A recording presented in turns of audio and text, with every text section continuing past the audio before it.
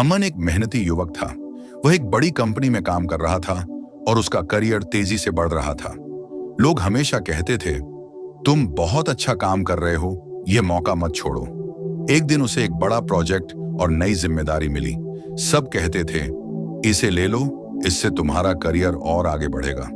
लेकिन अमन के भीतर बेचैनी थी। कुछ अंदर से कह रहा था, क्या यह सही है? क्या मैं इस काम में फंस न जाऊं? दरअसल यह प्रोजेक्ट कुछ गलत कामों और बुरी संगति से भरा था। कुछ साथी रिश्वत लेते थे और चोरी या शॉर्टकट्स करके आगे बढ़ रहे थे। अमन के दोस्त कह रहे थे, चलो, अवसर बड़ा है, बाद में सब ठीक हो जाएगा। एक शाम अमन अकेले बैठा।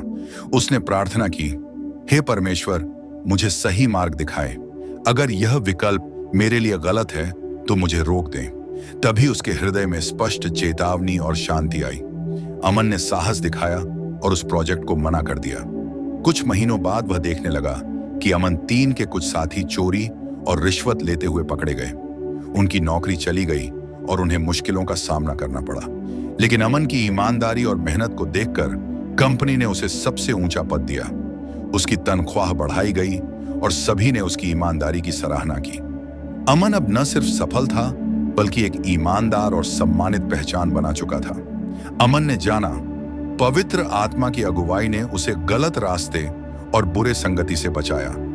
यदि उसने बाहरी दबाव मान लिया होता तो वह भ्रष्टाचार और मुश्किलों में फंस जाता। अब उसका जीवन सिर्फ नौकरी या पैसे का नाम नहीं है, यह विश्वास, शांति, ईमानदारी और आशीष का प्रतीक बन गया है। पवित्र आत्मा हमारे जीवन में इसी तरह काम करता है। जब हम निर्णय लेने में उलझते हैं तो वह हमें सही रास्ता दिखाता है, और जब हम उस पर भरोसा करते हैं तो जीवन में सफलता, सम्मान और आशीष बहने लगती है।